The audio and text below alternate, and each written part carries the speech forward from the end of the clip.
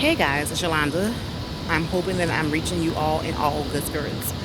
I'm here today because I want to talk about something that has really hit hard with me lately. It has really upset my life, devastated my lifestyle, and made me question pretty much my faith. Back in August, I was involved in a car crash, but I was a pedestrian, so pretty much I was struck walking across the street. Part of this has to do with people driving a lot of the times distracted. I feel like a lot of times we get into our cars, we go about our days, and we just assume that nothing's going to happen, right? Even when you're driving in a car, you're conscious of the other motorists that's on the street. What you're not usually conscious of are the actual pedestrians. And the reality is that we're all at one point or another pedestrians. We all have to cross the street. We all are not always in our vehicles. And so I think we need to be a lot more mindful of actual pedestrians. Um, this subject is very touchy for me, and it has definitely impacted my life. I am now literally walking with a cane. I am only able to go a few blocks without assistance. And when I say a few blocks without assistance, I mean that I have to use the cane at all times. I can kind of move around my house a little bit without the cane, but anything that's more than a block, I have to be assisted. I can't go more than a few blocks without assistance, meaning that I have to be in a vehicle. I cannot walk more than maybe 3 or 4 blocks. This for me has been one of the hardest periods of my life. The accident happened August 22nd. I was with my son across the street from a college campus. It was 9 in the morning, bright day. There was no rain. It was no fog. The driver stated that she didn't see me. She didn't see me. I was told by the doctor, had I not been physically active, if I didn't eat the way that I did, I would have broken both my hip and my leg. I was also currently told that it would take me 6 months to a year to actually be completely healed. Initially, I just kind of thought that the doctor was exaggerating, but as time is going on, it's been almost a month. I'm still dealing with hematoma, bruising, and pain. My leg burns all the time. I think one of the most devastating things for me is having to deal with the mental issues and the impact of that. I am suffering from PTSD. My family is also suffering from PTSD. My son saw me struck by the car. He is 18, but even still, I think that realistically, seeing his mom hit by a car was hard, and replaying this accident over and over again is still hard for me. It was a very traumatic experience, one that I don't wish upon anyone. So, pretty much, we were walking across the street at a major crossing zone. There was lights, crosswalk. The lady said she didn't see us. She hit me. She hit me hard enough to break her actual hood. I suffered damage on my whole left side. I also dealt with some brain injuries too. I am grateful of being alive. I am grateful for the response time of both the EMS and the firemen who arrived on the scene and quickly brought me into the hospital. My pressure dropped to 61/43. So I was told it was a possibility that I may have had a ruptured spleen or liver. So this accident was, from the very onset, very serious. I'm always looking for the positive. I'm trying to always be optimistic, and I guess I really didn't want to accept that I had been struck by a car walking as a pedestrian. I'm still having a problem accepting that that has happened to me. As I mentioned, the doctor told me it will take me about 6 months to a year to recover. And as hard as that sounds, to be an active person and not being able to be active, especially with dealing with mental illness, is really hard. I use walking as a stress reliever, and right now I can't do that. So, to be honest, I haven't found an alternate um, way to relieve my stress because I can't walk anymore. I feel like lately I've kind of been dwelling on the things that I can't do. I recently joined a club, like told you guys, and now I can't really do what I wanted to do in the club as far as being active. And yes, I can go and be active in a different manner. I could be supportive, but that wasn't what I wanted to do. And I think the biggest thing throughout this whole process is that we take for granted the privileges that we are awarded with when we don't have disabilities. To be limited by my mobility in my day-to-day life means that I usually don't cook anymore. I can't stand for long periods of time. I cannot walk my dog. I know that you animal lovers understand what that means when your dog is used to a routine and that routine has drastically changed.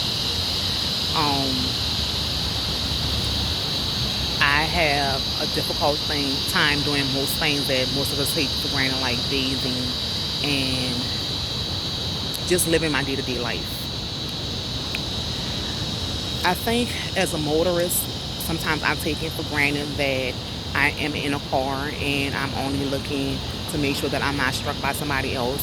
Although I do look over the stretch, and I've always done that, but I think going through this process, I've come to realize that we take for granted that people may have different reasons why they're not able to cross the street in what we deem as a timely period, meaning elderly people or people who are mobilely disabled. I feel like going through this experience, even now, I've seen a lot of times that as I'm crossing the street, people are very impatient, which is weird because you can clearly see that I'm walking with a cane, but nonetheless, people seem to still be in a rush.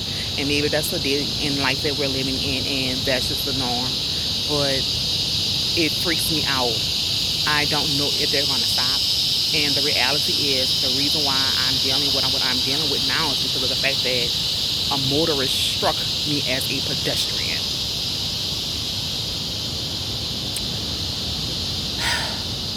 As I replay this accident over and over, and I try to find some reason why this happened to me, I can't come up with anything. But pain and hurt. I did everything I should have. I crossed at a crosswalk. I crossed at a green light. I didn't play in the street. I don't understand. And I understand that sometimes going through this, that there's no real meaning behind it. You have to look towards the blessings and the other things that allow us to be still here and still present. The blessing is that nothing is broken. However, with the impact of the injuries, it's going to be a while, like I say, 6 months to a year before I'm completely back to where I was before. And I'm claiming I'm going to be back to that point. The first couple of weeks was very hard. I could only manage from my living room to my bedroom, pretty much. Thank God I have an ensuite bathroom, so that made it a little bit easier. My family and friends have really pitched in throughout this whole process, ensuring that all my needs have been met and a lot of my wants. I have become very humble throughout all of this.